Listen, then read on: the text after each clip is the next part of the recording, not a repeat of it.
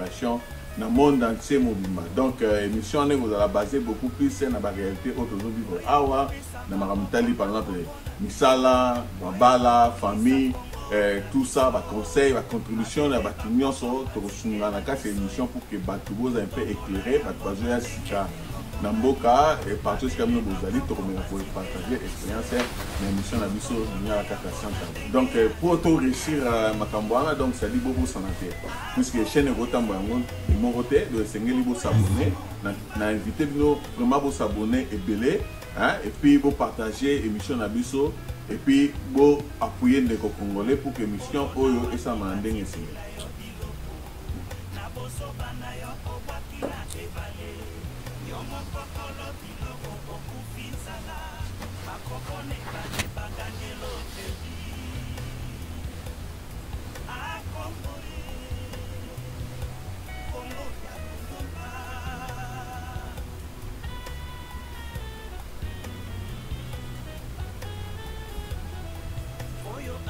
Partout aux allez dans les États-Unis, au niveau de tarsi na yo.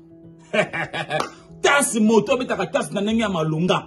Papa Mike, asaka musala kitoko. Ah Papa Mike, mohe, ate, nzamba pa moloke na musika. Po, makambo osala aux États-Unis et ça m'a noté. Et ça bon terme maman? Yes. Voilà, nous vous invitons tous de venir. Venez Caribbean, you're all welcome. Vous ne serez jamais dessus.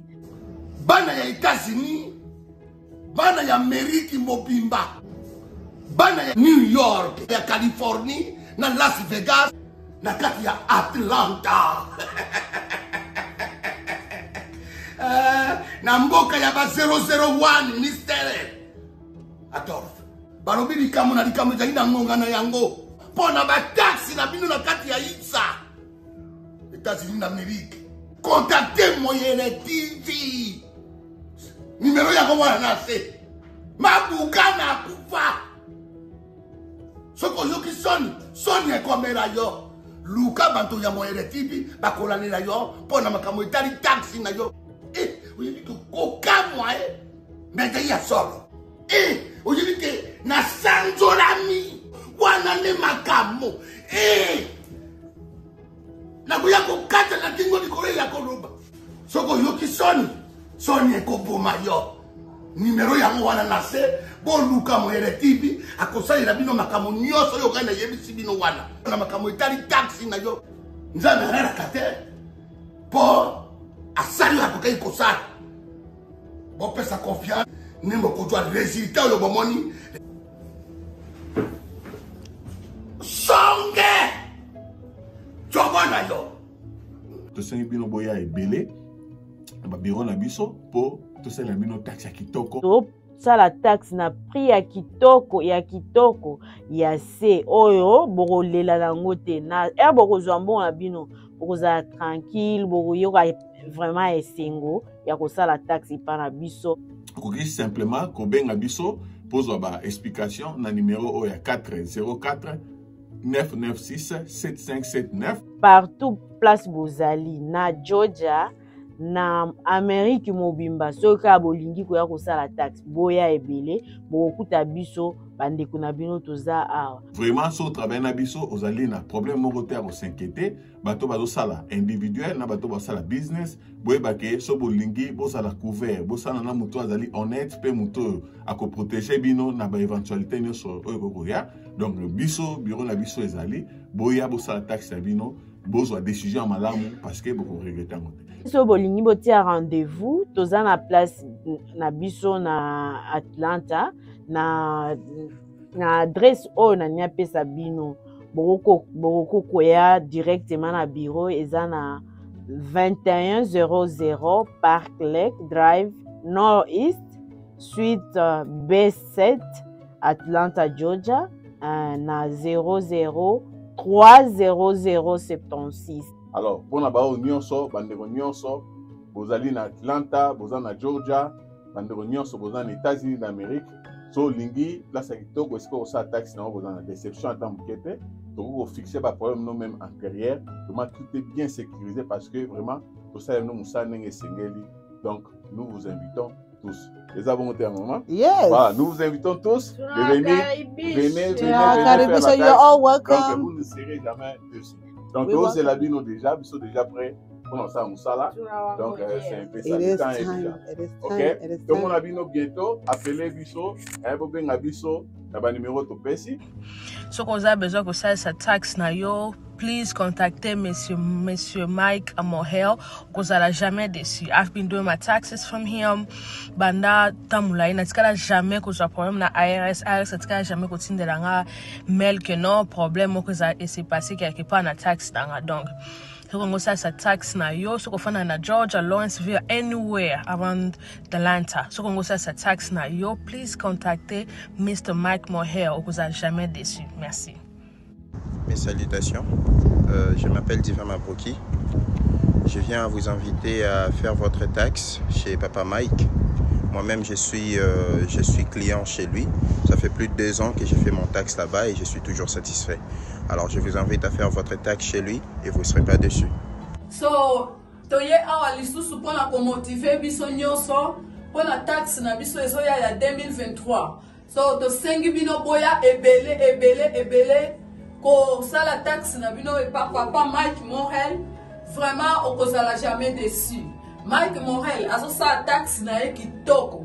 Azo sala ngo professionnellement. Jamais akobakselo biloko oyo yo sala ki na ngote. Akotiela okaka ndenge esenyeli po kozwa mbongo na yo na ndenge ya malamu. Tozomona ba mususu akobakselo bana yo za na bana te. Lobi IRS akoti de lo lettre o futa bambongo oyo dejo liaki.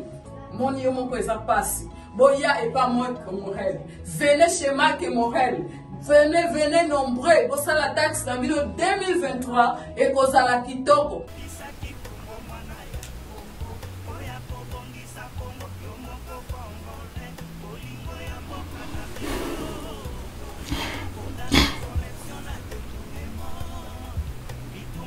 Président, quand il est arrivé à la fin de son mandat, il a organisé les élections. On va appeler ça que critérium.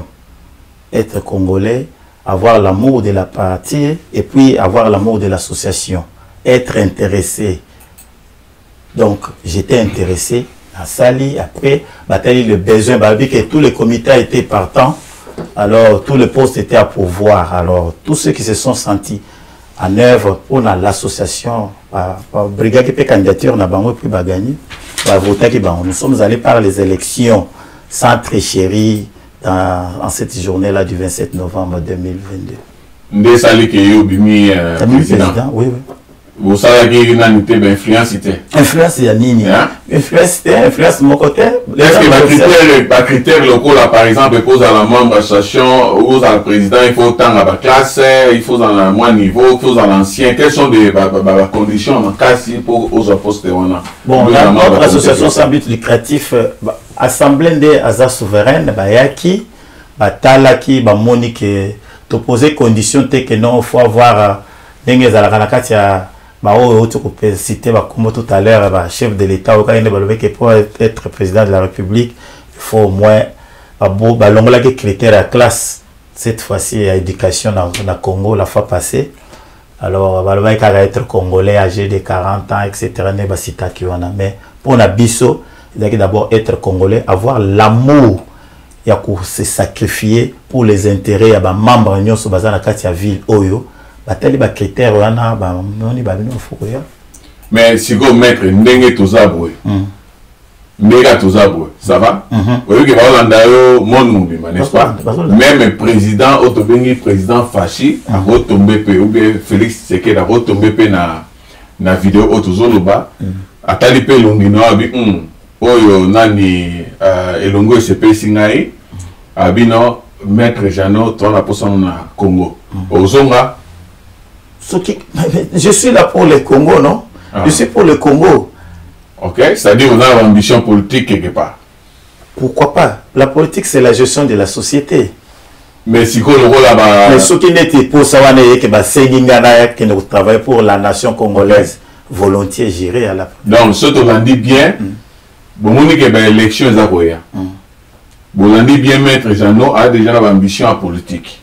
Donc, c'est-à-dire que l'association Nabino, tout nous comprendre ce qui ont préparé Puis poste moko boye tout hein c'est-à-dire ba membre wana l'association zo bango comme ça bango non bo voter kingani parce que yo nous avons ambition politique de ambition politicienne yo ça va ba yo ka parce que ba yo bango déjà mais c'est Mike Moelle TV donc on doit bengi lingala kaka sans tabou lingala sans tabou parce que mais on a lobela les gens la sabiso que les gens lobela yo lobi que okende so ba bengi opé so qui a ba pouvoir okende donc ça dit que côté politique so ba okende Kinshasa comme un ministre okende sans problème net lobi que est-ce que association ba membre na yo moi ba membre ya parti politique pe ba na kati parti na politique est-ce que ça sous parti politique nous années nous sommes apolitiques. La cocoche est apolitique d'après nos règlements, de nos statuts et règlements.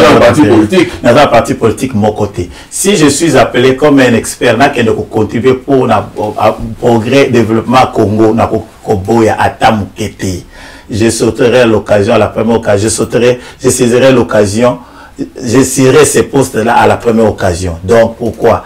Je suis dans une association sans but lucratif, cocoche. Toujours prôner le caractère apolitique parce que mutuna mutoza na tendance nae toboyi et le connaît et distraire et puis et diviser biso ce qui fait que mutuna mutozo terre bato IDPS bazali awa bato Katumbi bazali awa bato ensemble bazali mais mutu nyonso a terre makamone akesala makamone côté musumi quand nous nous réunissons totiki makambwana mais s'il arrivait que le besoin se fait que bazala a besoin maître Jano a qu'elle contribuer pour la je vais demander congé dans le comité, dans l'ongwe, et puis, vice Bazali, secrétaire général Bazali, exactement, est-ce qu'on répond à la question là. Donc, ça dit que Pessina Pena réponse, c'est-à-dire que ceux qui lobby aujourd'hui, Mbela Moko et Outi Congo, quelque part, donc, tous dans le comité, membre va remplacer. Ça, c'était vraiment la question. Mais maître, Yebsabiso, association Nabino, puisque, comment vous vivez? Pour la monnaie, vous savez, réunion, on les a. Et ça, les allées siège Nabino, Boluaka, financement. Comment vous financez l'association Nabino? Toute association vit de la cotisation de ses membres. Quand vous voyez une association et l'autre sans but lucratif, il n'y a que la cotisation, la bonne volonté de ses membres et vivre. Alors, biso pour ce faire, nous avons nos cotisations que je vous ai parlé tout à l'heure, mensuelles, voire même annuelles, mais aussi naba contribution spontanée. Oui, ça, quand il y a des malheurs qui s'abattent pour les uns les autres directement, nous avons des canaux pour signaler directement un message, batou, na élan solidarité. Pour ça, nous avons un élan solidarité congolais. Donc, surtout, notre élan là nous pousse à agir vite. Ça c'est bien. Toyoki maître ndenge aotikope sabiso association ils a créé nini statut ils ali ndenge nini règlement de l'intérêt to lobeli ngote mais alobi ke basana ngo parce que bazali établi non nabi ke nga habité ke zate nabi nde to lobeli ngote donc nabi ke zali pour la terre déjà statut mais to lobi ke nde to lobeli ngote compte tenu à temps. Donc, ça dit que vous l'avez mettre attentivement, tout le bien, si vous avez des questions, hein, vous avez des questions, vous comment et puis, dans le moment où on fait le téléphone, vous vous reposez, Maître Jano, ou allez inviter la biso lelo. Mais, Maître Jano, si vous avez un comité, ça va? Comité Nabino. On va parler de ça. On va parler de votre comité. Voilà.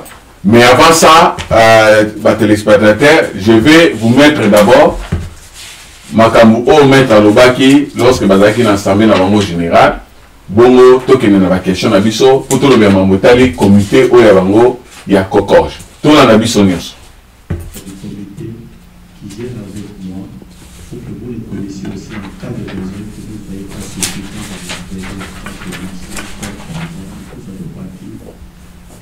vous sachez quand même que voilà une équipe, les membres de l'équipe qui dirige. Je m'en vais à ma droite vous présenter le secrétaire général Philippe Benoît, à qui je vais pouvoir mettre le micro pour qu'il prenne. Excusez-moi l'expression. Mes chers compatriotes, aujourd'hui sur le plan légal, nous voulons faire une activité quelconque. Sachez déjà que nous sommes légaux. nous sommes légaux. Parce que quand on va nous demander les titres, nous avons les titres des cocomatels qui sont légalisés. Et au sein des cocomatels, nous avons ces structures locales, notamment T143 SOS, qui n'ont pas besoin d'aller légaliser. Nous avons COCOJ. Donc, c'est pour vous dire, ne vous inquiétez pas de ce côté-là, nous sommes vraiment légaux. Nous sommes légaux et vous avez vu qu'à tout moment, chaque fois qu'il y a des activités, d'intérêt social, si nous voulons seulement aller devant les instances judiciaires, éventuellement, nous serons couverts par ce titre-là légalisé. Et il ne faut pas que nous fassions une confusion dans la tête des dirigeants de Gainesville qui nous disent mais vous n'existez pas, nous n'avons pas. La dernière fois j'ai vu l'ancien président avec le maire de cette ville, de Gainesville, les maires, ils ont parlé, ils savent que nous existons. Ne vous inquiétez pas là-dessus. Il y a encore beaucoup. Papa Timothée voulait dire quelque chose. Je vais vous donner le micro tout à l'heure. Papa Timothée, focaliser seulement à la longueur de journée, de publier seulement tout ce qui concerne. Des exemples UDPS. Nous devons aussi reconnaître qu'il y a d'autres personnes qui n'ont pas l'opinion sur UDPS, qui sont aussi dans leur parti, comme Katumbi, SID et consorts.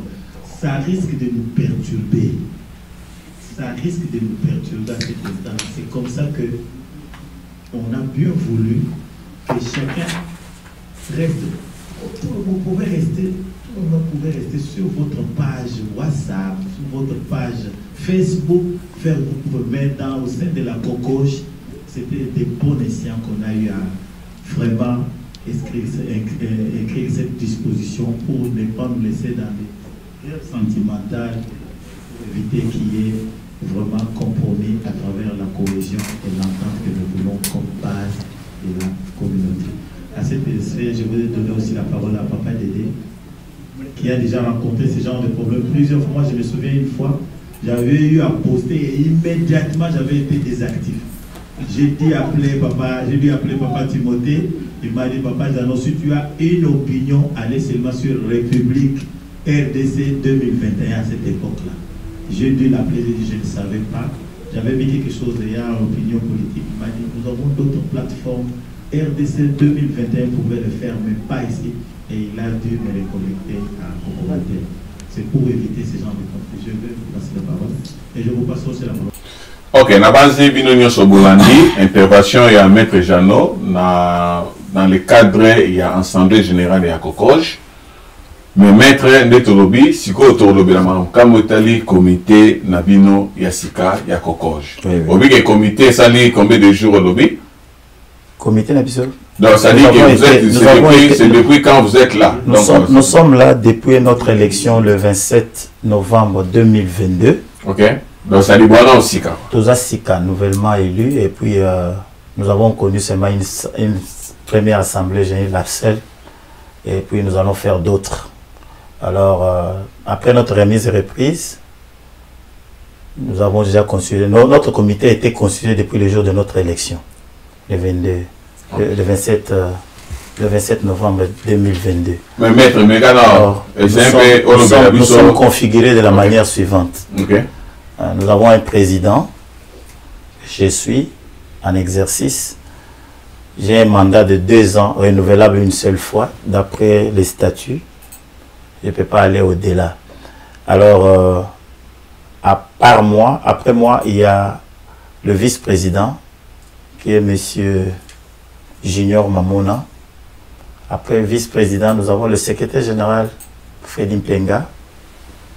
Après secrétaire général, numéro 3, nous avons maintenant, numéro 4, nous avons le trésorier Abel.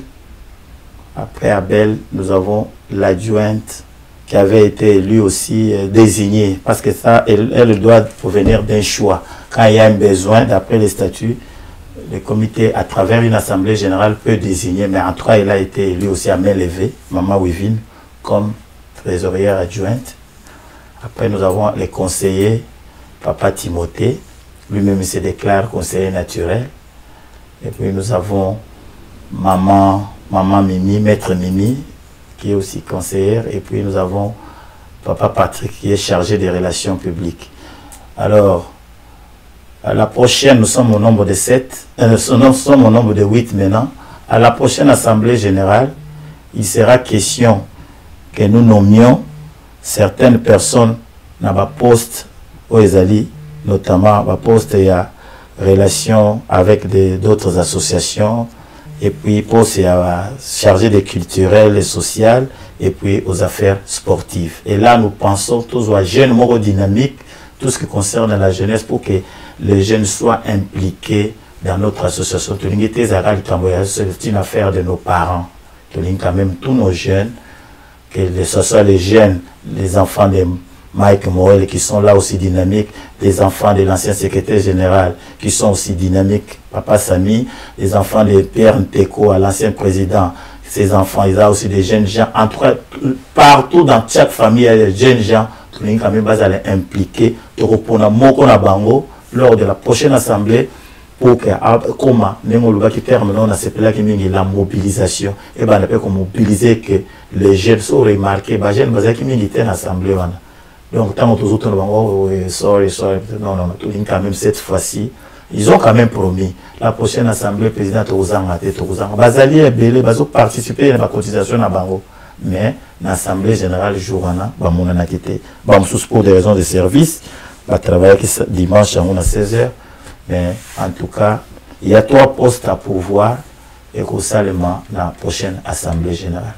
Maître Goro, il s'agit de poste là, combien? Et puis combien va-t-il poste? Combien de candidats vont se présenter pour l'élection? Bon, c'est ce que nous avons dit. La particularité à l'élection de 2022, il nous avait été dit que tous les postes étaient à pourvoir, en commençant par le président sortant jusqu'au secrétaire général, en passant par la dernière personne qui n'existe, je ne peux pas dire la dernière personne, mais jusqu'à Moutounio Sasuka. Alors, tous les postes étaient à pourvoir. Dès qu'il faut la configuration communauté Nabiso, c'est d'abord le vouloir vivre collectif et les Congolais vivant ici. Compétition, ils ont sous l'angle net, il y a politique, en tout cas, compétition, c'est un poste le trésorier actuel et le secrétaire général, la poste secrétaire général. Alors, il s'est fait que le secrétaire général actuel fait dit à remporter qui la voix est belée au détriment de M. Abel. Maintenant, ce qui a fait que le poste de trésorier est comme qui vide.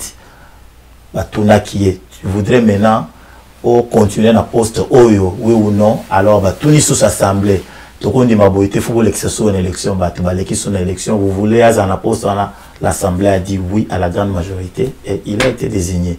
Dans ce même procédé, les jours de l'assemblée générale, na Monique, Batu bazaki belé, batu baso fouta bambongo boye, babilité ko commande, et puis ko mobiliser, batu ko rappeler bango, non. Il s'est fait un besoin du côté de la trésorerie. Nous voudrions quand même tout nommer Mutoyo, Azara na porte wana Kala, qui était aussi dynamique. On a demandé à l'Assemblée générale qui sont pour ou qui sont contre que Maman Wivine soit reconduite comme étant quelqu'un aidant M. Abel directement. L'Assemblée à main libre, en tout cas, les mains libres étaient très nombreuses à l'endroit de Maman Wivine qui a été applaudi et puis qui nous a rejoints. Donc, vous avez suivi. Moi, je n'ai pas beaucoup de commentaires à faire parce que le président lui-même, Azoloba, Makamboleka Kikuna, donc, ça, Madame Mingi. Pour la biche de Sengo, comme on a dit, Batumi, Balemi, Satso, Basangani, et Zali pour la Rotonga. Ça va? Pour la Rotonga, quelque chose. Même Batumi Balé Misad Basangani, même Bandoki Basangana, même Batonzambi Basangana. Et on dans l'église, sur la même église, Awa, l'église des ans Ndengebe. Mais l'essentiel des alliés, n'a bateau Bazanzela Malam, n'a bateau Bazanzela Mabé, lorsque Basangana, les Arabes pour pas créer le remous et solidarité dans ma cambo Bango Bazarosa. Donc, n'a pas dit Kokoche peut à se créer la solidarité, n'a pas un objectif où ils ont la carte statine avant. Alors, président, tout le monde différence nini bino bo manakati ya Kokoge par rapport à to bazaki liboso na bino. Qu'est-ce que vous avez trouvé au ezaki malamu pe o etinda kiyo et pour ça que ba non voilà ou bien comité na bino que biso ne tozo koma boye voilà plan d'action na biso ezako. Est-ce que vous avez ce plan d'action na bino ya Kokoge actuellement na niveau comité directeur? En tout cas, plan d'action na biso ndenge tozo mona d'abord tozo ngeli un objectif. Plan d'action na biso ko kende musika te na objectif ya communauté congolaise de Gainesville. C'est une affaire d'abord des Congolais. Plan d'action d'Abisso principal, il faut d'abord qu'on réveille, mobiliser toutes les âmes qui commençaient à se désengager dans l'association. Effectivement, Bakuma Kotika. Na mandat na ngata mona na mupepe la biso ya sika comité na c'est d'abord bazonga na adhésion libre bazongaki. Donc maître soki na comprendre bien na katiote. La question obso de poser à Obake et l'on nimi au même sika, c'est-à-dire que tu comprends que comité a calé moment qui association. Bino boye ko ozoza. Ngala lobibongo to wana yo motolobi ça n'engage que mais c'est que vous avez dit dans le lobby possible. Vous avez bien dit vous-même ici, au niveau sanguisabatu, c'est-à-dire le comité, dans le sens où pour question de par rapport au comité, c'est-à-dire nous pouvons sanguisa, c'est-à-dire oh à calmer ça qui ça bon. Dans le bon côté.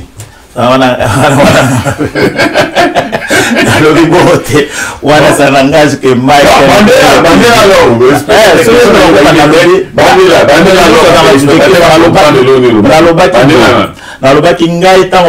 Pouvoir Oyo, ils ont réveillé toutes les âmes qui avaient commencé à se désengager, toutes les personnes qui avaient commencé à ne plus avoir envie de la communauté ou de l'association.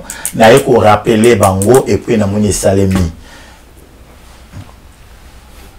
Alors que ça n'a coûté qui déjà bien non côté en polémique est-il que baba musalo bi deli kamba liboso et on est au canis ça dit que bata liboso babe saki yo na la tika ko lo bagomo na le bitega au moins lingala santa bo le ngi ko lo batega lingala polémique biso na candidat to sangi ça biso non mettre dans la polémique ils ont juste na do éclaircir pour pas comprendre depuis que tu commences na États-Unis ba te belé même lingala babosani on comprend peut-être na zo linga ko éclaircir ba tout makambo yozolo. Tu comprends? Mais si qu'on mettre, dans la polémique, mais tu comprends d'une manière générale l'objectif c'est des années. Et ce n'est que normal. Objectif, président Oya, qu'ils ont pas remplacé, Pierre Bongissa, ou le Baninga, ça l'a quitté, ça va? Mais au lieu de plan d'action, est-ce que ça se seulement en 2 lignes, plan d'action là bien? Puisque le comité Nyonso, et ça va se voilà, plan d'action, la biche Zali Boye, ton ça la boye na période de tel, ton ça la boye na période de tel. Avant mandat n'habitué si là voilà ce que nous allons réaliser. Est-ce qu'on peut sur plan d'action? Avant mandat n'habitué si là en 2 mots. Avant mandat n'habitué si là. Ok. Nous allons voir que Bisomoko Awa, la communauté congolaise, n'a membre de la communauté, au basé na ba initiative privée na bango, ba romona ki koko jabuza la sima na bango akomatisa bango ako promouvoir bango et puis bango moko bako bénéficier.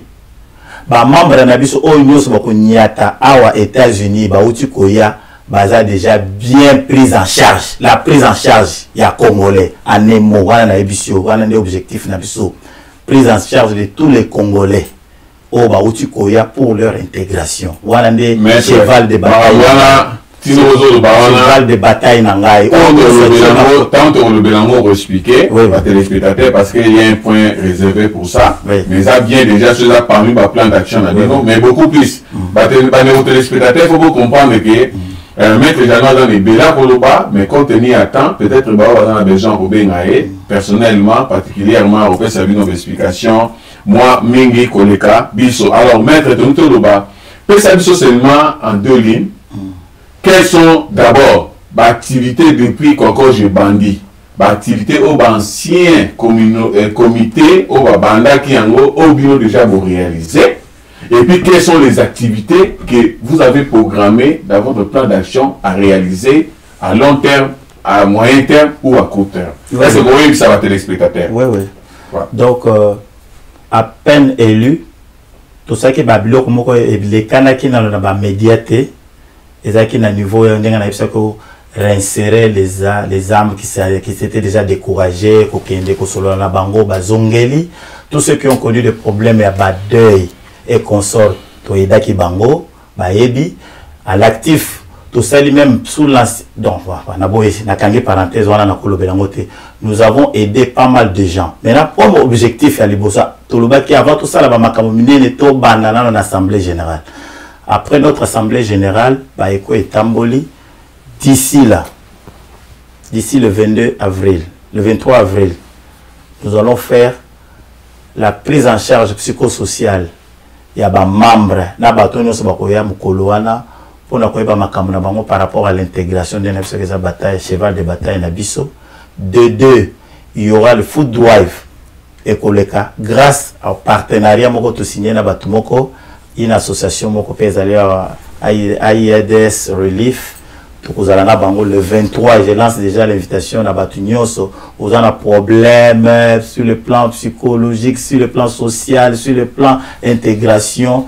Aux autres côté Rokinete, le 23 avril, aux alentours de 16h, au la place Nabisona, na Civic Center, Makambo Kozalawana, Bakocha, Food Drive Kozala, na niveau Libanda, il y aura vraiment deux exposés. Va se retrouver donc dans ce sens-là.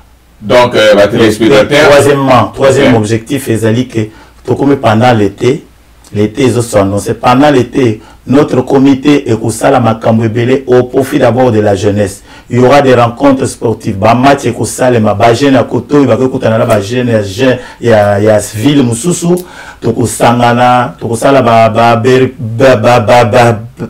barbecue. Na ba place moko ba nini na biso to vendre pour tout sangisa kaka tous les Congolais va se retrouver et puis ba to belé bazana ba faire na bango privé bazo sala ba business na bango moko ba ko ya pe ba ko exposer ba biloko na bango pendant tout za ba période wana ya ba samer. Donc bandeko ba téléspectateurs, vous avez bien suivi les réponses de maître par rapport à nos questions. Alors nous allons poser maître Jeannot une question. Maître Jeannot, Maître Jeannot, ça va? Oui. C'est ce que vous avez fait dans comme Nabaro, ça va? Oui. Tout ça, la difficulté est belée à la difficulté sur le plan juridique, ça va? Oui. Et que les problèmes juridiques, on s'est posé beaucoup plus dans la communauté congolaise. Et je n'ai pas à vous le dire parce que vous le connaissez, ça va? Mais les autres, justice, tout ça, on ne veut pas entrer en profondeur. Mais question d'Angezali, tout simplement, est-ce que aux Ali, la connaissance, il y a mis Beko, ils ont corrigé l'association, ou bien certains Beko, ils ont maîtrisé. Mais quand ils sont en coussé, tant on veut mettre, il y a des gens, oh, attends, mais déjà, on va déjà que non, papa Mike a eu mon mandat, ou papa Mike a eu ma comptabilité, c'est un expert comptable, il a eu ma taxe, c'est-à-dire tout le temps, on va dire papa Mike, tout le monde connaît, mais depuis que vous êtes ici aux États-Unis, quelles sont les notions où vous comprendre que non, mettre dans la maîtrise, surtout aussi sur le plan, il y a pas d'organisation. Donc, question est floue. Au bandai na kolobela makambo droit wa siko zo kene côté ba association et puis ils ont rien côté ya ce qui déjà dans les États-Unis na eu ba loi relative aux associations. OK, mais habité question ngeze sur na bandeli même bandeli question ngai. Ça va? Il y a liboso na partager on a des, ça va? Na ngai d'une manière générale, si vous avez des connaissances depuis que vous êtes ici, il y a ba loi aux à corriger ba association, organisation non gouvernementale ou ASPER. Voilà. Est-ce que vous pouvez nous répondre à cette question? Ah ouais, ben en gros, association non profit, donc ils allaient sans but lucratif. Ils allaient ces associations-là, ils allaient loi ils allaient, il suffit seulement de à niveau il y a maire et la ville, pour orienter bino, pour foutre moi taxe na bino, pour plus bino numéro, pour que bino vous allez coopérer avec un champ oyo qui est différent d'un champ où est allé entreprise. Si vous avez une entreprise, est-ce que vous avez une entreprise, vous avez un business, mais na moni ninga na tota la mise à boy. Na moni affiche wana te ona mona ya Georgia ya tax moko ba tiaka pour na signaler que voilà la les présent attaque là. Maître so kotaki na banze na porte no moni ba so kotaki na moni ba ba diplôme na bana les années na mabele fa ba tchang likolo on peut mettre le mot les a plus de 5 et tandami wana dans chaque organisme no kwa liboso même bato ba ke ko soma ngala tala kana kwa na mona du gouverneur Kemp à l'obini pona bango. OK. On a gouverneur Kemp na minute wa komi boye bati a signé à wala ndena bi. Donc ça dit que recommandation à mettre pour le moment ce nous tangé à fungola organisation à ce niveau qui na bureau et à l'état pas d'informations particulièrement pour vous n'avez pas vraiment toutes les informations nécessaires pour ça si on comprend bien par rapport à votre réponse. Non, j'ai des informations nécessaires. C'est ce que on demande ceux qui ont un pour question ceux qui mettraient puisque nous avons besoin à créer, à besoin de conseil pour l'association parce que il y a oui que tu as bien mettre on a lobby à mon avis c'est privé orienté pour l'association. Donc Bolandi Moutolingo mon maître c'est-à-dire au mon na privé donc ils allaient problème était maître azali alors maître tout ça na elo moko tomera loba yango pe na mera éclairci parce que nous comprenons ici il y a une confusion il y a ça par rapport il y a association objectif na yango et puis fonctionnement na yango. Depuis que moi je suis venu ici, na sali moi constant, na sali moi analyse. Na moni que l'association mingi ba éviter pourquoi est-ce que baza créé même statut na moi ba raté beaucoup plus va fonctionner comme objet de benga na Congo musique. Ça va? Musique veut dire que mutabali to sangi mbongo to sungiye mutu akufeli to $20 $30 to sangi ici pour la biso ba doit que monde to bengami association. Alors, ils allaient très difficile pour que les gens comprennent. Tant que de l'autre côté, on a une association, on a une école, une association, on a une bis, une association, on a une place récréative, une association, on a une initiative ébélée. Mais nous, Congolais, moi personnellement, peut-être nous avons une information, nous avons une information concernant le bureau. Mais maître, est-ce que l'association Nabino, comment ça fonctionne à sens où est-ce que nous comprenons que c'est un nouveau comité que vous avez mis en place et que son fonctionnement pourra être un peu différent avec Baninga. Est-ce que quand nous parlons de musique, comment est-ce que vous pouvez marier ça avec le fonctionnement? Il y a une association, surtout dans les États-Unis d'Amérique. C'est toujours mutuel, il n'y a pas c'est toujours musique. C'est toujours musique. Quand vous parlez de musique, moi j'ai déjà l'idée à Ristourne. Bato bavanda kaka moni bato musique ka pourtant on nde banda ko sangana na image ya kinwana ba ebike déjà basi basala ki restore na bango pesi mbo na tour na ya ali mutu na nga tour na nga kuli après bavandi bakutani balie biso tozana makambo wana te biso na biso que tozali association de Congolais vivant aux États-Unis particulièrement dans la ville de Georgia to kote ba ancien ndenge ba bandaki to landi likolo na bango mais objectif na biso ezali que comme autonome dans le sens, exemple à Babus et consort, ce qui fait la force de toute association. On ne va pas inventer la roue, ce sont des cotisations et des legs. Ce qui moutou na kati association na biso a telemi batom tema malamu a telemi abino pour la communauté na biso na moni mikolo transport est difficile na tiki moutou kananga tel. To ko on a combo association to changer to na taxe DMV to changer nini na combo kaka association na e bandi pe kutika ba. Et le problème est que ce sont des bonnes initiatives, des bonnes volontés, mais ça n'a rien à voir avec l'idée à musique na Kishasa, non, nous ne voulons pas, nous voulons sortir.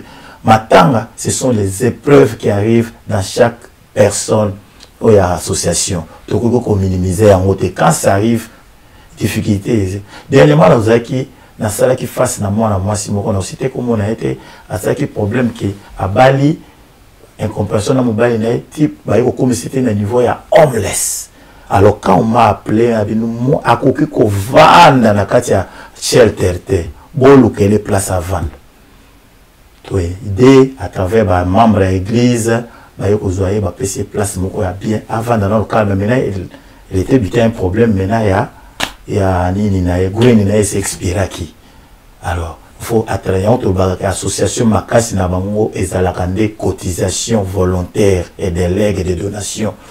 Maintenant, il faut pas payer moi $500 à peu près pour pas renouveler Goueninaï. Mais au moins, à la chose de ma bloc, on est à la Libosa, à McDo, avec les intempéries, le Mali, tout ça, bien, une Congolaise en plus. Alors, c'est pour ça qu'il sautait aujourd'hui, au moment où nous parlons, elle est un peu abritée quelque part en attendant dossier Naya renouvellement Gouen et Bandi. C'est ça, Tina Rosala. Ça n'a rien à voir dans la musique.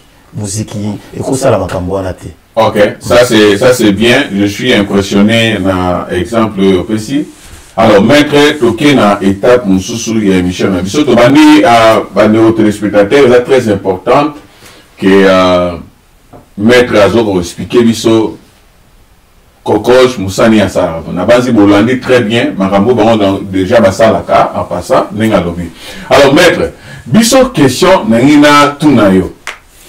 Comment expérimentez-vous oyo linga karatabu linga rasantabu et ben rawa kindoki moyibi lokuta likunya na millier d'abord yesa biso pona yo comment est-ce que ozo considérant comment définissez-vous kindoki moyibi likunya lokuta na likunya et puis comment depuis que vous êtes ici aux États-Unis d'Amérique vous avez expérimenté cela? Est-ce que vous pouvez nous dire dans quel moment ouvert? Au moins, d'abord, Nazar, moi, pas correctif, mais moi, si je peux dire une petite critique, il y a une critique na privé, et nous, dans le salon quand même en public, dans le sens que... Non, maître, moi, pour mes amis, au sein de la cité, Bisso, tu poses question. Tu poses question, tu dis que... répondre. question. Non, on a titre, au lobby linga la kaka santa. Correctif, n'a pas yango. Ok. Dans le... On a une réponse à la question à Bisso. Là, on répond. Dans le jargon, parce que tu fais dans cette émission. Dans le jargon, quand on dit sans tabou, parce que moi, le thème, dans le jargon, on a mis toi à battre quand ça. Moi, je dis souvent, enfant non admis. Parce que cette émission, on a moins de 18 ans, comme à Bongo. Mais ici, je conçois, et ça générique, quand on dit sans tabou, c'est-à-dire que vous avez un loco tikalaté. Bien sûr. Mais, moi, je suis juriste. Mais que quand on dit sans tabou, on peut aussi aller au point même à tomber dans la diffamation, ce qui est très dangereux. Donc, nous tenons à préserver. Si j'ai expérimenté, je reviens maintenant à votre question. Nous ne parlons pas de diffamation ici. Nous parlons de ce que nous appelons, mais évitez pourquoi ça va déranger. Est-ce que Yoyebi Mo Toberi Kindokite? Nalobi Boyel. C'est une question. Ça fait partie à générique Nayote. Non, maître, question à M. Zali. Est-ce que Oyebi Mo Toberi Kindoki, Moyebi, Lokuta, Likunya, Oyebi Amoto Yebi? Peut-être Oyebi Amoto Ezali. Kindoki, c'est la sorcellerie. Oui, question à M. Zali. Lokuta, c'est le mensonge. Et puis quoi encore? Le Kunya, c'est rancune. Ok, mais sinon. Question à M. Zali. Sur le bico nous avons posé la question de savoir comment expérimentez-vous ces mots-là dans le milieu congolais. Voilà. Parlons d'abord de Kindoki. Kindoki, eza eloko ngamoko na moni yangote, na expérimenté yangote na milieu ya ba congolais. Ok. Ok, donc nga na moni yangote. Moïbi n'a expérimenté aux États-Unis. J'ai été victime du vol. Alors, voilà ce qui fait que vraiment, dans le milieu congolais, surtout il y a la communauté congolaise, en tout cas, je ne sais pas. Lokuta, mensonge, voilà les appels. Mensonge, mutosoko kosio. Ogoyeba ko mutokosio. Wana exemple ngabu iso mutokosinga na yeba. Qu'est-ce que maître? Est-ce que non maître okolikana de sokutana mutakosayo? Oui. OK? Oui. Malebele. Te. Hein? Te, yeso sokutana mutakosayo malebele. Te. Ah, aux États-Unis? Oui, depuis tout le Congolais. Même na Congo, Congo, na Congo, le côté Moutassa, Kosanga, la vanda de Boisson, d'Aquabsena, Bimisa, Boistala, donc voilà. Mais nous comprendre l'intention de trop naïve comme président. Nous parlons au moins des agis ces questions, mais tout ce le bango clairement pour permettre à l'audience de comprendre que, parce que, étant donné que vous êtes président d'une communauté, il faut savoir que vous allez faire face aux anti-valeurs. Ça va? Il y a des dislocations, des discriminations et tout consort. Et c'est très important, lorsque nous te posons ce genre de questions, et c'est très important, il y a en tant que président, n'a occasion, il peut s'amener on peut se dire position par rapport à membre par rapport à objectif parce que ça, il y a un moment où aux gens besoin au pour que moi je vous dis parmi les mots moni mutumoko oya dépassé nango azate waza en dehors ça va mutumoko ifaza nango même ngai na zozo ba bien que na ça mutumoko ifaza nango alors question la chose de comprendre que le kuta que battre ba kosa yo mais belé ba kosa en Atlanta wana yo moko za responsable bon ba motali likunya est-ce que vous voyez cette expérience par rapport à likunya? Oui, mon frère, je te dis la vérité. Et ça, la bateau oyo a ignoré sa raison. Et ça, la bateau nous soupe bazabo. Et ça, la bateau oyo tout cela le comment tu partages avec ma camonzamba et mon cher. Si dans ta vie, aux autres se perdent à élévation à moutouté, c'est que aux hommes il y a un problème avec toi. C'est pourquoi dans notre association, j'ai fait appel, tout ça, on a fait l'ensemble de Belé, dans la communauté Nabiso. Tout ça, on a fait l'ensemble de Bazali. En tout cas, on a fait activité pour redresser les biloko wana. Anti-valeur, nous sommes au temps wana, qui moyibi, donc l'église est bête à c'était pour que les membres bazon bateau. Il est connu Zali. Ils ont bateau, ils n'ont pas pour rien. Ils ont aligné mouton mata. Ah, Mike, comment ça business? Ah, rien. Donc, Bazali, voilà nako Bazali, mais quand on est dans une émission, Lingala kaka sans tabou, réserve fouez à la pour ne pas tomber dans la diffamation. Diffamation, c'est quoi? Ce qui n'a cité comme moi, Moutou Awa, est à la vraie, est à la faux, a dans le droit à poursuivre la justice. Parce que, au exposer, la katia des honneurs publics, c'est dans ce sens-là. Mais Bazali, ce sont les meilleurs en tant que président, on a aussi si bana communautaire, je parle dans le sens à père représentant, donc les atterrés dans Boti Bango, mais en tant que père Walinko rassemblé, il faut tout évoluer. Souzana Katia Likunya, Souzana Moyibi, Souzana Kindoki, ce sont les meilleurs qui vont freiner le développement de Bisso. Dans Katia Autopronaka, l'élan de solidarité. Et là, vous allez stopper. Sokuza mutu ya likunya, sokuza mutu ya kindoki, au freiner ma camionso. Donc, ceux qui va téléspectateurs, Bolandi maître, n'a pas la réserve. Il n'y a pas ce que nous appellerons ici. N'a pas sa question moro. Ceux qui ont les Ganangela, ça va? Bakangi Moyibi, les lots en États-Unis. Batunion sur Bachar on a caméra. Moutumion sur a besoin de image. Assez l'autorisation de tout le monde a les réseaux sociaux. Même président, président va la victime. Tout le monde a les sociaux qui na YouTube. Vous allez voir, mettre un juste pour vous informer. L'Inga la cara sans tabou. Et ça, émission de notre bas pour prôner sur la lutte contre les antivaleurs.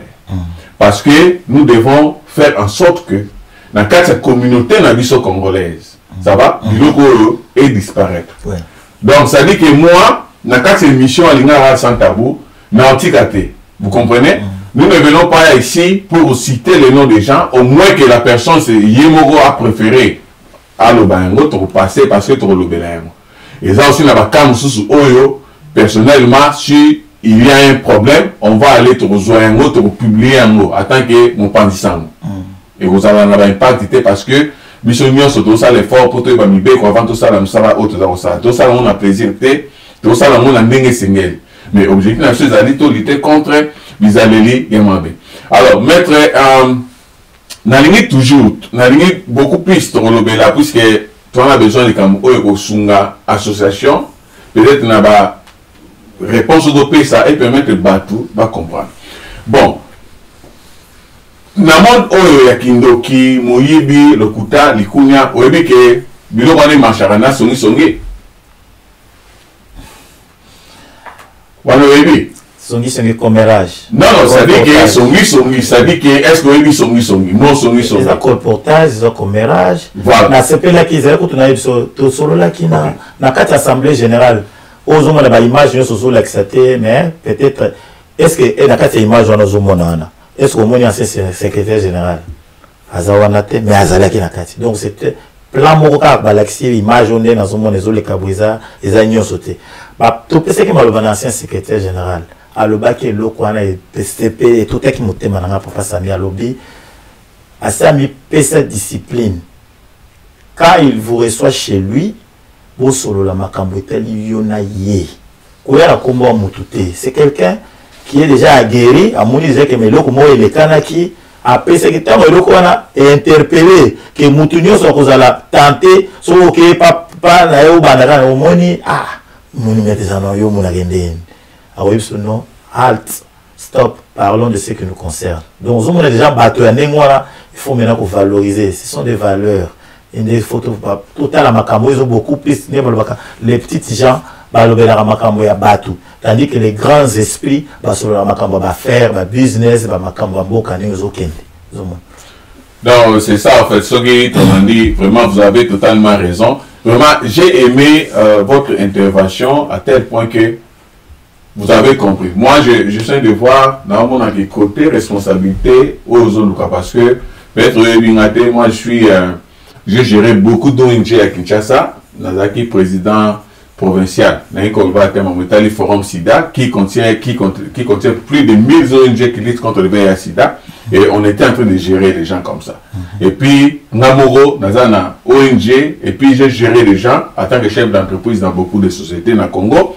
Mais vous savez, gérer les gens, gérer communauté, ce n'est pas une chose très facile.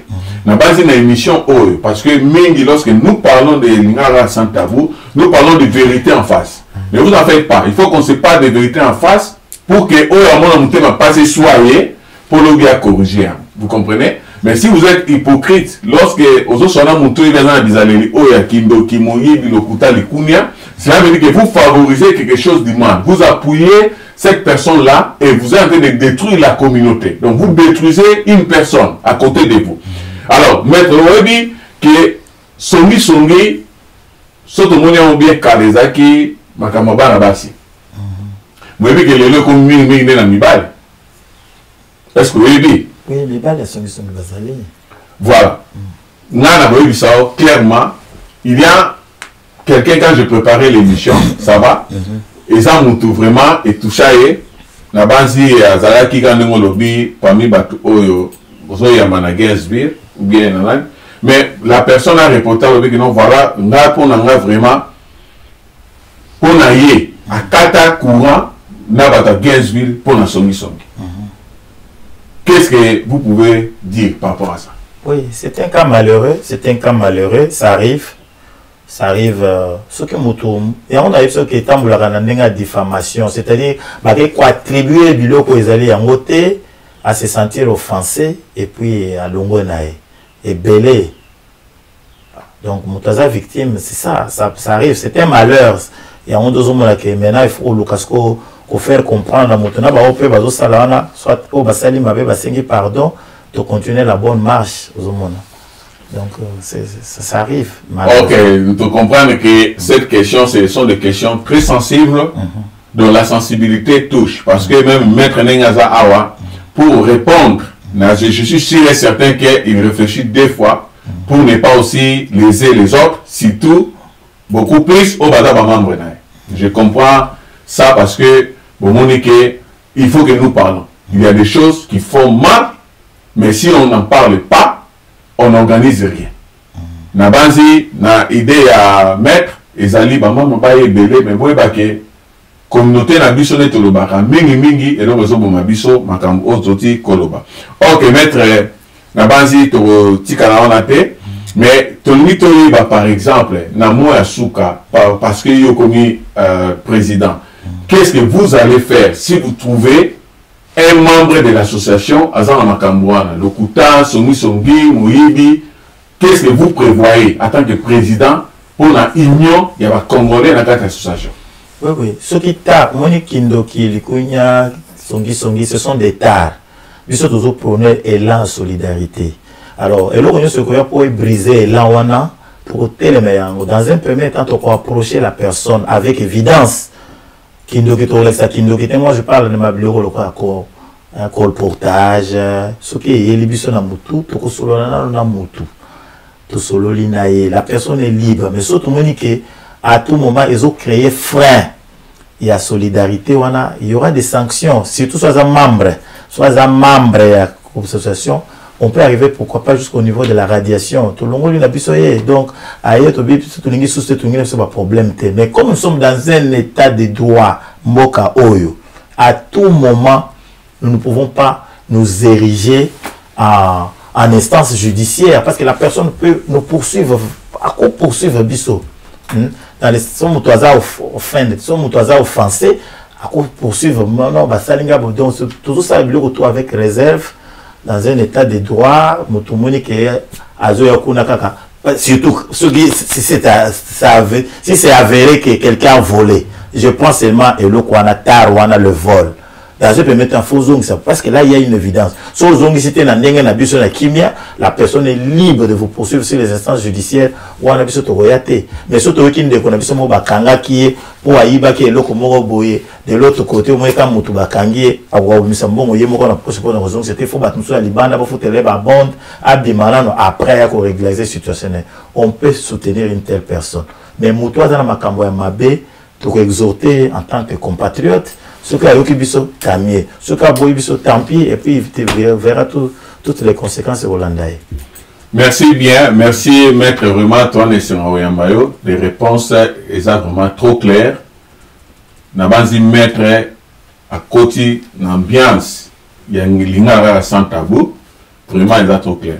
Mais dans zone les sources n'a eu au moto bandela qui n'est bandeli. Avant tout simplement avant de faire une vidéo moko seulement n'a pas constitué quelque chose parce que n'a mettre peut ça que le roi moi débat ça va tobi que l'association va congolais zebelé tout temps il va comme on a OK mais dans ndenge ya fonctionnement tout a besoin il y a président des deux il y a commentaire parce que ce qu'on dit bien bah tout bien sur l'association Bazoli va se greffer na kati ya Kokomatel au moment où les statuts à Kokomatel peut-être le belo moussous que ngana yebité mais on a besoin président DD soit on dit bazala prochain invité na biso pour oya ko éclaircir makambo oyo tali ba association ya ba congolais na kati ya Georgia on parler sur makamotali Kokomatel pour que on expliquer na ba question te reposer pour que les gens comprennent cette confusion après c'est ngana la confusion parce que lorsque na comme il a en Atlanta avec l'association membre de l'association et pourtant moi en tant que professionnel na maramotali ba ONG na Congo ça dit que une association qui regroupe d'autres associations to bien en fêtière ça dit que yé musana ils allaient regrouper toutes les associations pour ba président nyonso ba association ba gestionnaire de l'association nyonso ba même ba problème ya communauté et sikamoko pour essayer d'avoir un comité où ils ont gérer l'association Nyons. Parce que ici, il faut que nous puissions faire un effort pour enlever cette confusion-là. Nakati, il y a Mitou, il y a Bat. Mais tout le monde a dit que Nakati a activité, Maître Jano, vous avez président DD, apparemment, il paraît-il, vous avez dit. Alors, pourquoi vous avez invité président DD? Sauf que ça soit en démo, c'est maintenant comprendre. Parce que tout ça coopéré. Pour la moto, ça a été Georgia. Georgia ville phare les alliés Atlanta donc ce que vous avez le vol n'est pas que Illinois explication on a cité Dallas donc comme on a tenu de Texas ou comme on a Mamoko Dallas mais en dehors de ça tout ça va Irving Houston LS etc donc nous avons chaque état ils ont la ville phare là mon président DD puis na betelo ko histoire ya Kokoge. Kokoge outi essence nango outi nde na Kokomatel, communauté congolaise des membres d'Atlanta. Kokomatel, communauté congolaise d'Atlanta. Donc ce sont les Congolais qui vivent à Georgia. Maintenant, vu la spécificité, la distance, une autonomie, mais au statut, on a que quand il a pris la parole lors de notre assemblée générale, il a été sincère, il a parcouru ça du début à la fin du maître. Tout ça, c'est du copier-coller. C'est non, il y a les loquaciques, les statuts à Kokomaté, le Tangiango, ça regroupe toujours les Congolais vivant à Georgia. Gainesville est à Georgia. Lula est à Georgia. Pourquoi faire d'autres choses et recréer double emploi pour rien? Seulement, tous à la uniformisation et là, quand il s'agit d'aller aux instances. Oh, là, on a fait ce exemple, Moussoussou. Quand nous sommes arrivés aux États-Unis ici, mon frère, il faut faire des choses vite et bien. Vous allez à Best Buy. Ça c'est mon cas, je suis arrivé à Best Buy. J'ai eu un crédit là-bas. Mais quand il s'agissait de payer, je voyais Citigroup. Vous voyez, déjà, j'ai aimé cette uniformisation-là. Il y a un de mon idée, quand il s'agissait de payer, je ne voyais jamais aller toquer la porte à Best Buy pour payer l'argent. Donc, on me les demandait à travers Citigroup. Donc, une sorte de holding. Il s'agit des Congolais vivants à Georgia. Lobilobiawa, à Mouvena, Sominda, Kounena, Gainesville, Amonia, Nalingi sous côté, Lawrenceville, Aza, toujours bien accueilli pour les dossiers de sa survie. Donc, Tolandi, n'a appuyé Makamoumetre à lobby, mais n'a télébino, n'a aussi la moins extrait. Il y a président Bébé, ou à sa intervention, dans l'Assemblée générale, il y a Kokoge. Tolanda, Makambo Alobaki. Tout Georgia ou bien juste Atlanta.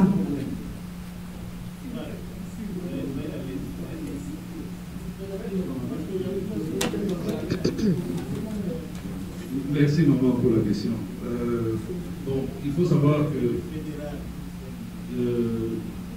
nous avons beaucoup de mutuelles aujourd'hui. Il y a les 243 Maman Téléma, il y a la communauté de Babembe, il y a la communauté de Bafulero, Bani, etc. Solidarité 243. Bon, tout ça, ce sont des associations indépendantes. Mais la communauté congolaise, c'est le chapeau. C'est le chapeau. C'est tout Dieu. Parce que je prouve Macon, je prouve Savannah, je prouve Augusta, je prouve Albany.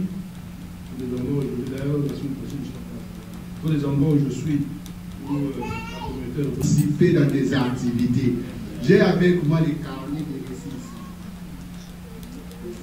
Au PC 5 $, au s'adhérer. À chaque fois qu'on fait sa contribution mensuelle, et puis aussi une chose, certaines personnes, elles ont s'adhérer dans la communauté, elles ont contribué, mais je vois les Camerounais, elles ont contribué. Alors, donc, sur le monde, tout ce vidéo, ils ont contenu à temps. Donc, on a besoin de l'intégralité, il y a vidéo où il demandé par Maître Jeannot. Mais puis tout le monde président DD à intervenir dans la réunion. Donc, ce qu'on a dit bien, ils allaient juste mettre en cause d'une manière synthèse. Et là, on est vraiment président DD, président Kokomatel, Azaï Kolobela, Bisso, dans la réunion d'une manière synthétique, parce que d'une manière synthèse, je voulais dire, dans la réunion. Le président DD, c'est un partenaire, parce que, soit dit en passant, dernièrement, nous avons eu un cas en partenariat d'une entreprise, et s'est implantée aux États-Unis. Alors, vient à Bissomoko, qui idée bien à Talaka, et locaux qui intéressé la communauté congolaise. Au lieu de tout ce qu'on attend, tout bien s'appelle Maître Jeannot. En tout cas, j'avais vraiment aimé ces gens qui ont monté à Tokutani, parce que les Congolais sont éparpillés partout. Tout ce qui est wana, la personne est rentrée au Dakar. à Rosonga Lissousou. Donc, ce qui fait que bah, idée wana nyonso ezaki pour ba Congo et générer ba mbongo moko boye au bénéfice de la communauté. Président Dédé, tant qu'il président de l'Assemblée générale, il y a d'origine Kokomatel. Origine de biso utinde kuna. Tous les biso moko ba Congolais, tout le monde qui ango vraiment tout ça l'Assemblée générale voyait pas à la tête. En tout cas, il était vraiment involvé. Il y a moyen qui peut à Tali à éclaircir biso par rapport à bah, toutes les activités qui déjà en cours à Sali, à au biso toujours ça là, tout pour la promotion du peuple congolais vivant à Georgia. Ok, ça c'est bien, merci maître. Tomando qui est dans souka émission, to komi déjà quoi atterrir, mais maître na ka ki utam ozako loba na développement que aux la stratégie que bino nakati ya communauté no kokoj ce qui Moutaye Sika, vous faites des activités pour son intégration. Est-ce que moi, Ezali, on m'a expliqué, en tout cas, vous parlez de l'intégration des Congolais. Oui, beaucoup plus. Nous développer une sorte d'exploitation des Congolais par les Congolais. C'est-à-dire que Moutaye, aïe de l'autre, aza autobé bleu. Bon, exploiter parce qu'il ne connaît rien. Alors, je ne sais pas quand vous dites que vous avez l'intégration, bon, ça l'intégration à bateau. Qu'est-ce que vous voulez dire par là? Essayez un peu d'expliquer cette intégration. Ce n'est pas une exploitation de langue parlant. Non, je m'assure, je n'ai pas qui a certains Congolais, aux en a parti à Congo, va saler le boya kabo, dès que tu arrives, va bloquer green card, va bloquer social nayo, au sala musala, à peine mbongo va saler retenu à la source, au tikali jusqu'à ce que au apuré d'être wana, ni au commis libre. Non, nous ne sommes pas de ces camps-là. Nous sommes la communauté congolaise de Gainesville. En tout cas, nous sommes la mouture dès que la personne arrive à Zali, n'a pas pour sa meilleure intégration dans la ville Nabiso, de tourner au yéna dans le cadre dans le cadre d'IVI, de mettre un social, de aider à mesure dossier naé, de tailler des places ni la cour comme ça là, de impliquer et donc à l'imposer que la langue est une barrière à son développement. De côté tout l'accès à centre les amis balé soit au Kenya ou ya gratuit et à l'État ou bien au Kenya ou ya privé. Comme English as second language à Keikuna, ce qui a sali, et puis à continuer à Moussala s'il est marié et qu'à une famille na Congo, tout quel document est liboyé, tout orienté côté immigration, et puis jusqu'à ce que Moutou, dans peu de temps, à s'en sortir. Mais ce qui a été dans le cadre de réfugiés, tu es bien tu orienté dans ce sens-là, et puis, nous avons d'aider dernièrement. Il gère aussi une grande communauté à réfugiés, aux côté kuna ya Claxton et consorts. Dernièrement, un des partenaires de Koutana qui n'a pas mettre la réunion le 23 avril. J'aimerais aussi que tu fasses ou bien que ça rappelle baonyo sur la cadre de réfugiés ou bazana ba posa par rapport à foot doit être consort redistribuer. Ou bien en même temps la communauté hispanique, nous avons beaucoup plus involve la communauté congolaise. Communauté hispanique ou à moins que vous fassiez des flyers des donc c'est ça si je peux aussi répondre à l'intégration. Ça c'est bien d'être lobby à téléspectateur tout ça pour atterrir. Donc aussi ça déjà émission maître ceux qui au tali à téléspectateur ça va au tali membre il y a solidarité oui association solidarité non solidarité 243 ah il y a un peu 243 avec les cordons et de Diabaka. Ah donc ça dit que solidarité 243 ok donc au tali pe Kokomatel au tali pe Banabanda au tali association maman tellement au tali Babonios toujours dit que partenaire moi il faut financer par Congolais, mais il faut savoir ONG moko bien groupe moko. Taper ces conditions, tu as bien Zulu Kandé. Il y a besoin, il y a financer. Ok. Bon, maintenant, on préfère pas financer yo il va financer Baninga. L'association on a envoyé, partenaire on a envoyé, total il bosse zende ba congolais. C'est comme ça.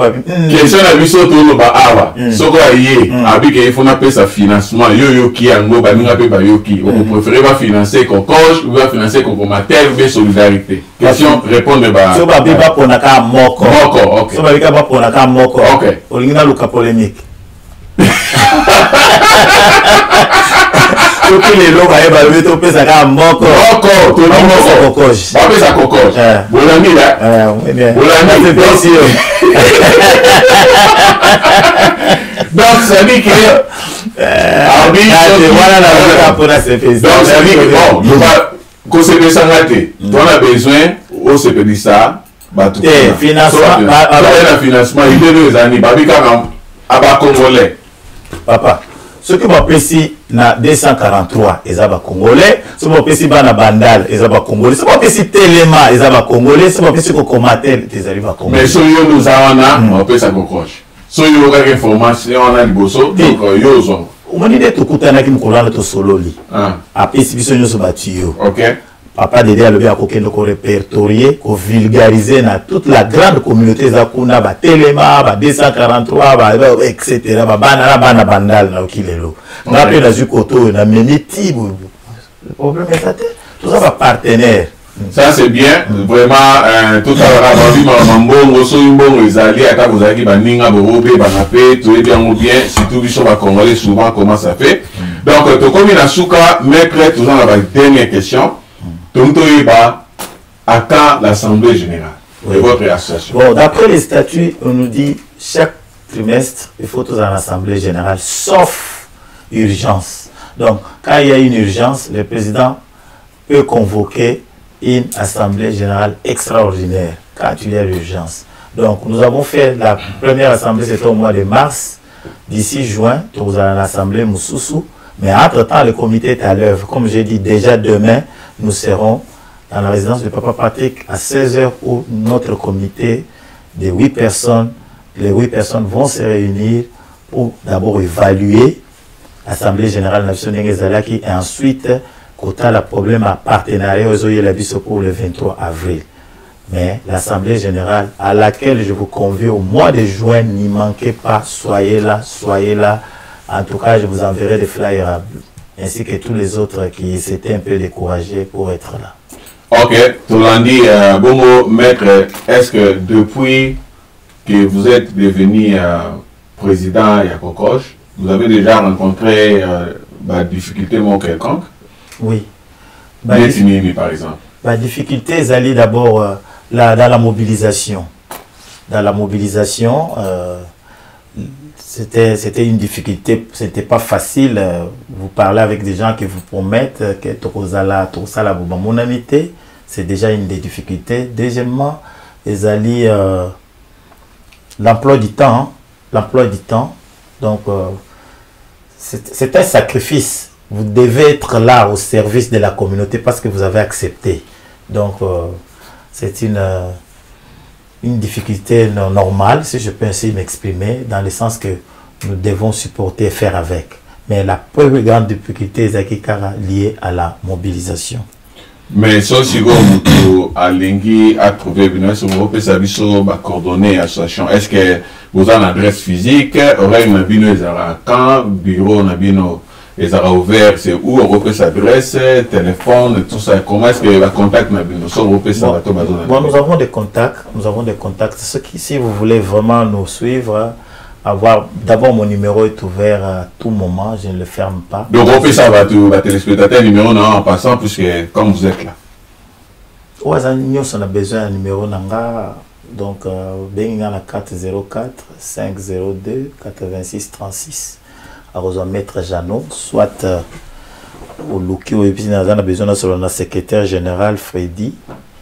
Alors j'attends au BNGP secrétaire général Freddy à signaler ou bien signaler les trésoriers à Belle. Mais sinon c'est ça. Donc tout ça au union, soit on a besoin d'abisso. Tout ça la plateforme d'abisso WhatsApp. Donc à tout moment vous nous signalez. Faire besoin. Donc vous n'avez pas un bureau permanent, ce sont parmi les objectifs de bureau un bureau na biso, un endroit permanent d'ici là. Ok, donc Bolandi bino nyonso Maître Jeannot ne to bandaki émission. Donc Maître Jeannot ameki ko biso clairement na banzo sisi ba question nyonso sengelaki pona makambo etali kokoche. Alors Maître Jeannot, est-ce que peut-être ozaki na momoko de la fin ou ngaki ko ebisa ba téléspectateurs ou peut-être tozi temps à reposer yango te comme question. Alors, tu peux si minutes, on met qu'à ça, mot de la fin. En tout cas, mot de la fin pour clore cette émission. Je dis d'abord merci à Mike Moelle TV qui a daigné m'inviter et puis Ndengenae Awa, Tosololi, mon anga ezali que dans un premier temps, en ma qualité de président de la communauté congolaise de Gainesville et environ, mobilisons-nous autour de cette association. Ils allaient à faire Nabisomoko Congolais, ça nous concerne. Totika, pas penser sous du genre, et le coin des abisotés, ça te concerne, tu es Congolais. Dernièrement, j'ai eu à parler avec un homme, un manager, Timothée, qui m'a signalé qu'en tout cas, tout se plaira ma valeur au Bouzarana, dans le malheur, vous êtes là, dans la joie, on vous voit ensemble, tandis que Bisso et Zakapas, il faut passer par l'église, à ça la moi geste, mais sinon vous avez cet élan-là de solidarité. Je vous vois toujours à travers vos réseaux sociaux, vos ensembles. C'est ce qui manque, tout capitaliser le Kouana, tout tika divergence, anti-valeur autour de Moelle TV pour que tout ait liboso. Et puis à Monsieur Moelle TV, tout petit bon vent. Nous encourageons, ça fait partie, Moelle TV fait partie des initiatives privées à bateau, Bissonio Sotungu Tombola. Tout ait liboso à travers ce qu'ils font, ce qu'ils font, notamment taxe service, taxe réforme des consorts, en tout cas, tout tcha et penda pe maboko. Tout en l'invitant aussi à s'attacher à la congolais parce que une émission à s'impliquer congolais. Nous avons l'impression qu'il y a bisoti. Donc, M. Moelle TV, impliquez-vous aussi dans ma Kokomatel na Kokoj parce que d'ici là, au moment où on a de l'invitation pour participer à ma Ok, merci Maître Jeannot, Makamio Solobi et Koti Namato Nabiso Toki Yango. Et puis merci Nabino ba téléspectateurs parce que Pesami Libino temps à Roland d'émission et ça très difficile compte tenu à battre Nabiso na étranger n'engé tozali na bamisa Nabiso souvent pour limisa soki émission les aki moi moulai peut-être un autre moment ça la chose à moulai au kata on a des pour la nonda ndambu mais sinon ce tomoni que mion sotoro rocha mais tu que ezali makamodani très important que le il faut to partager na kati ya Moelle TV.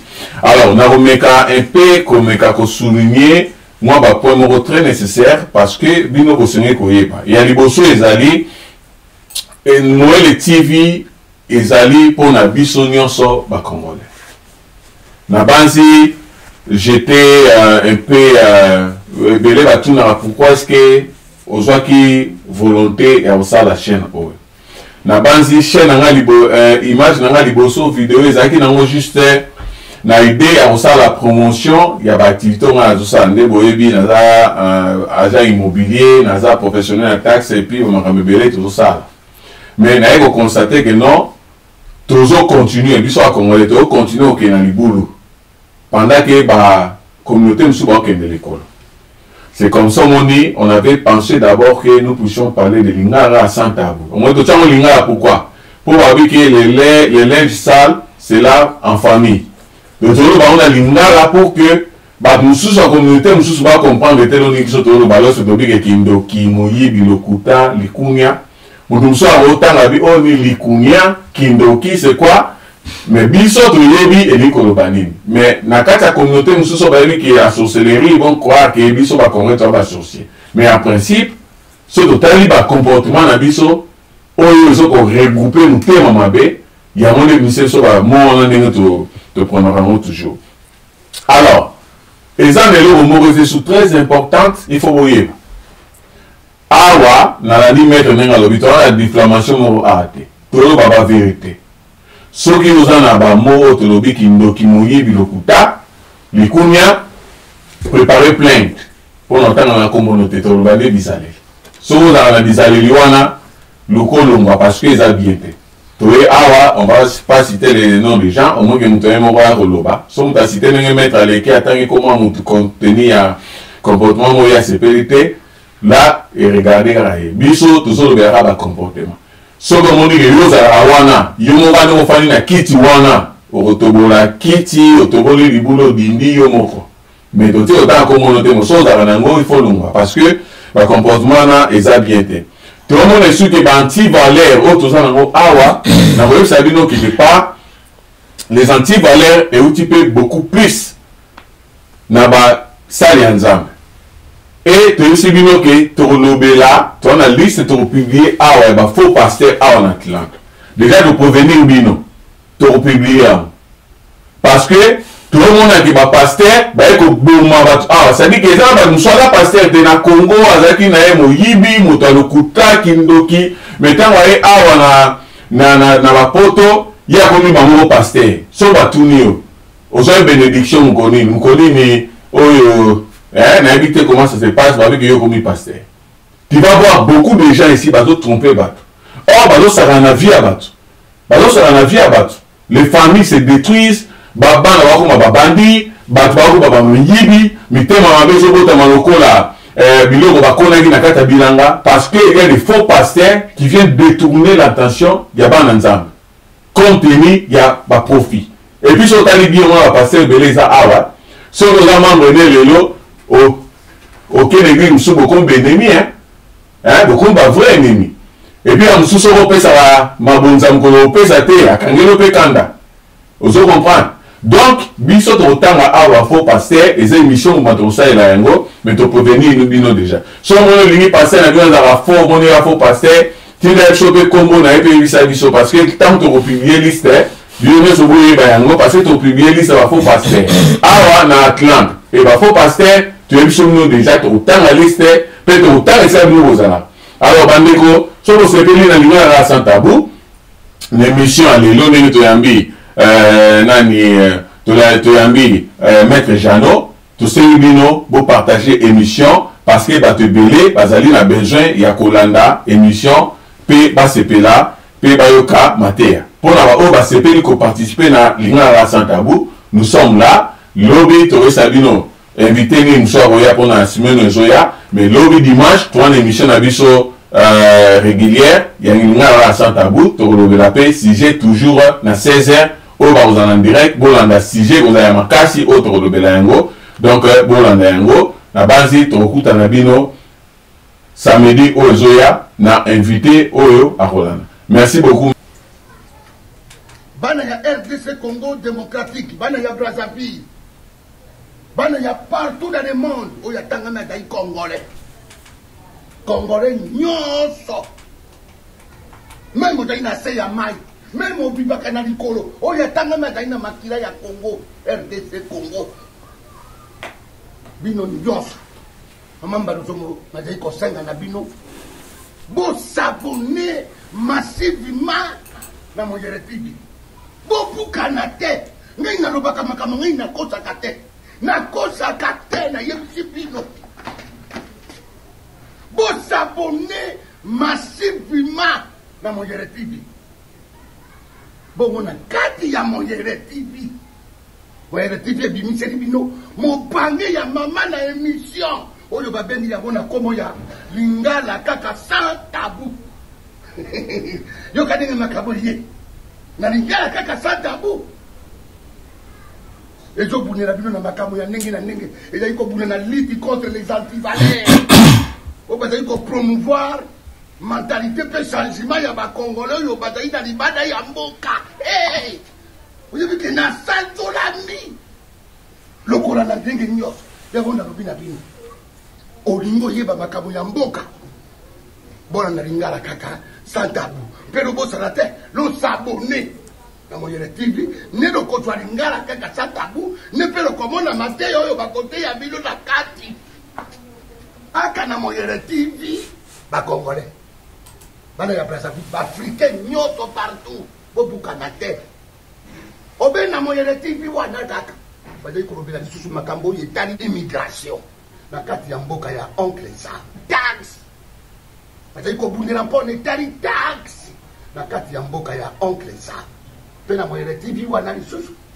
Bazali na agence munene, agence immobilière, commerciale, présidentielle. Pone etali makambo oyo ya bino ba Africain nyonso. Olingo so ba lopango na yo.